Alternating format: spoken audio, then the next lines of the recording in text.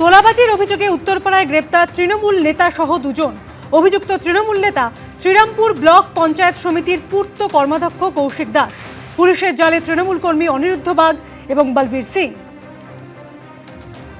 তোলাবাজির অভিযোগ এবং সেই অভিযোগে উত্তরপাড়ায় গ্রেপ্তার হলেন তৃণমূল নেতা সহ দুজন। অভিযুক্ত তৃণমূল নেতা শ্রীরামপুর ব্লক পঞ্চায়েত সমিতির পূর্ত কর্মাধ্যক্ষ কৌশিক দাস। পুলিশের জালে তৃণমূল কর্মী অনিরুদ্ধ বাগ এবং বলবীর সিং।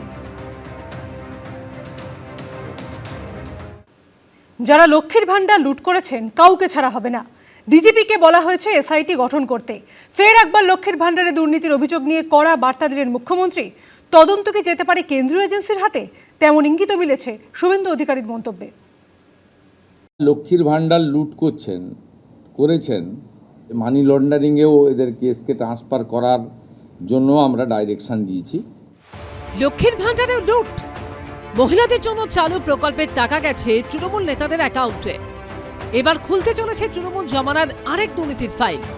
তদন্ত কি যেতে পারে কেন্দ্রীয় এজেন্সির হাতে? অবৈধ অনুপ্রবেশকারীরা তো পাচ্ছেন, তার সাথে সাথে হাজার হাজার তৃণমূল কংগ্রেসের নেতা যারা মহিলা নন বা এই কর্মসূচির আওতায় আসেন না, তারা লক্ষ্মীর ভান্ডার লুট করেছেন, সেটা আমরা পেয়েছি। আমরা কাউকে ছাড়ব না। ইতিমধ্যে দিকে দিকে হদিশ মিলছে পুরুষ লক্ষ্মীর, অর্থাৎ পুরুষ হয়েও যারা লক্ষ্মীর ভান্ডারের টাকা নিয়েছেন। গ্রেফতার হচ্ছে একের পর এক। এবার লক্ষ্মীর ভান্ডারে দুর্নীতির অভিযোগে সিট গঠন করে ডিজিপিকে তদন্তের নির্দেশ দিলেন শুভেন্দু অধিকারী। পাশাপাশি এক্ষেত্রে যেহেতু আর্থিক তছরূপের অভিযোগ উঠছে, তাই তদন্তভার ইডি বা কোনো কেন্দ্রীয় এজেন্সির হাতে যেতে পারে, এমনও ইঙ্গিত মিলেছে মুখ্যমন্ত্রীর মন্তব্যে। আমি ডিজিপিকে বলেছি সিট গঠন করতে, এবং যেহেতু মানিটারি ডিফলকেশন আছে, মানি লন্ডারিংয়েও এদের কেসকে ট্রান্সফার করার জন্য আমরা ডাইরেকশন দিয়েছি। তৃণমূল জমানায় মহিলাদের জন্য চালু হয়েছিল লক্ষ্মীর ভান্ডার, কিন্তু এখন দেখা যাচ্ছে সেই প্রকল্পের টাকা ঢুকত বহু পুরুষের অ্যাকাউন্টেও। গত 5 দিনে বিভিন্ন জেলা থেকে গ্রেফতার হয়েছে 7 জন। তার মধ্যে শুধু মুর্শিদাবাদ জেলা থেকেই পুলিশের জালে 4 জন। এই কেসে অনেক বড় পর্দা ফাঁস হয়েছে। আমরা হিসাব করে দেখেছি, এসআইআরে নাম বাদ যাওয়া এবং এই রাকিবুল, মুস্তাফিজুর, তারিকুলরা মিলে অন্তত 30 লক্ষ ফলস লক্ষ্মীর ভান্ডারের টাকা তুলছেন। 30 লক্ষ গুণিতক 1,500 টাকা করে যদি হিসাব করেন, কত হাজার কোটি টাকা আপনাদের জনগণের টাকা কিভাবে এরা লুট করেছে। এই লুটেরাদের পার্টি, এটা তার প্রমাণ। আমরা এদেরকে একেবারে গ্রাসরুট থেকে ক্র্যাকডাউন করব আইনের মাধ্যমে। লক্ষ্মীর ভান্ডারের টাকা নেওয়ার অভিযোগে ইতিমধ্যে বহরমপুর থেকে রাকিবুল শেখ ও রঘুনাথগঞ্জ থেকে গ্রেফতার হয়েছেন মুস্তাফিজুর রহমান। গ্রেফতার করা হয় রঘুনাথগঞ্জের বাসিন্দা তারিকুর রহমানকেও। অভিযোগ, তৃণমূল আমলে তারিকুরের পরিবারের 8টি অ্যাকাউন্টে ঢুকেছে লক্ষ্মীর ভান্ডারের টাকা। এর মধ্যে 3টি অ্যাকাউন্ট তারিকুরের, 3টি তাঁর স্ত্রীর ও 2টি অ্যাকাউন্ট তাদের ছেলের নামে। অর্থাৎ একা তারিকুর রহমানই নিজের ও পরিবারের নামে মাসে মোট 12,000 টাকা পেয়েছেন।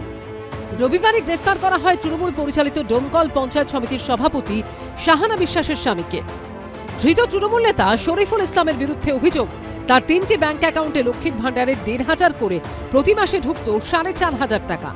অন্যদিকে পশ্চিম মেদিনীপুরের চন্দ্রকোনা ও হুগলির রিষ্টা থেকে গ্রেফতার করা হয়েছে তৃণমূলের 3 লক্ষ্মী ছেলেকে।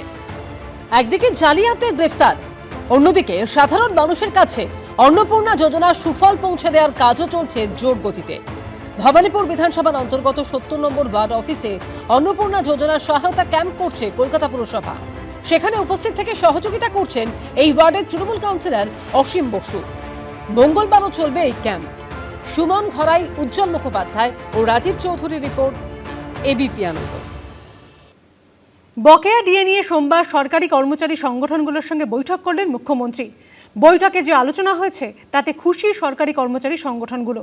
বৈঠকে সংগ্রামী যৌথ মঞ্চ ছাড়াও বিভিন্ন কর্মচারী সংগঠনের সদস্যরা উপস্থিত ছিলেন। ক্ষমতায় এসেই 7ম বেতন কমিশনে অনুমোদন দিয়েছে রাজ্যের বিজেপি সরকার। সোমবার বকেয়া ডিএ নিয়ে সরকারি কর্মচারী সংগঠনগুলোর সঙ্গে বৈঠক করলেন মুখ্যমন্ত্রী। বৈঠকে যে আলোচনা হয়েছে তাতে খুশি সরকারি কর্মচারী সংগঠন। আলোচনা হয়েছে, সেই আলোচনাতে আমরা অত্যন্ত সন্তুষ্ট। এবং বর্তমান রূপার যে বকেয়া 42%, আমরা প্রস্তাব দিয়েছি যে একটা স্থায়ী আদেশনামা বের হোক। মাননীয় মুখ্যমন্ত্রী বলেছেন যে তারা 22 তারিখে যে বাজেট পেশ হবে এই বিষয়ে কর্মচারীদের জন্য একটা ভালো সুখবর তারা দেবেন। সেখানে চিরকুটে ডিএ দেওয়ার মতো করে ডিএ নয়, মানে সমস্তটাই যাতে কর্মচারীদের সম্মান রেখে দেওয়া যায় সেই মতো ব্যবস্থা তারা করবেন। বকেয়া ডিএটা যেটা আইন মেনে যে দিতে বলেছিল সেটা all India consumer price index অনুসারে হচ্ছে না, সেটা দিতে হবে। মাননীয় মুখ্যমন্ত্রীর সঙ্গে বৈঠক ফলপ্রসূ হয়েছে, কথা বলতে আমাদের কোনো দ্বিধা নেই।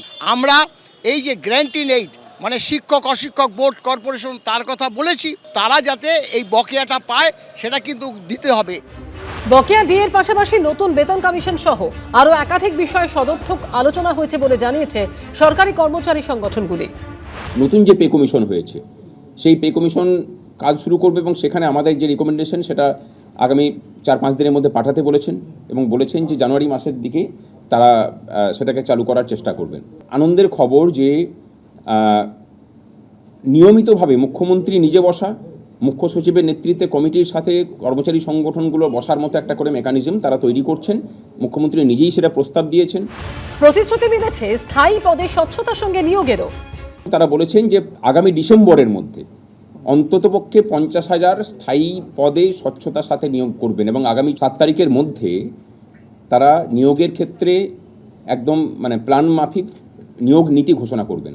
আজকে যদি তারা আমাদেরকে সেই সভায় ডাকতেন, সেখানে আমাদের যা বক্তব্য সুনির্দিষ্টভাবে আমরা বলতাম, আমাদের আন্দোলন শুধুমাত্র অর্থনৈতিক দাবি দেওয়ার মধ্যে সীমাবদ্ধ নয়।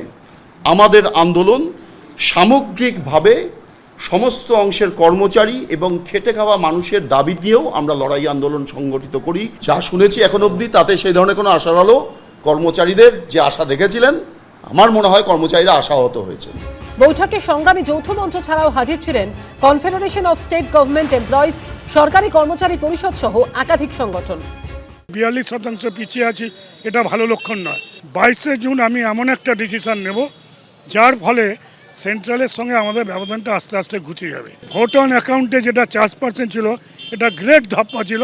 আসলে অগাস্ট মাসের আগে ওটা কার্যকরী কথা ছিল না, 22শে জুন সেটাও ডিক্লেয়ার হয়ে যায়। এই দিন প্রায় 1 ঘন্টা 40 মিনিট ধরে বৈঠক চলে। সুমন খড়াই, সৌভিক মজুমদার ও সুদীপ্ত আচার্যর রিপোর্ট, এবিপি আনন্দ। এবিপি আনন্দ, এগিয়ে থাকে, এগিয়ে রাখে।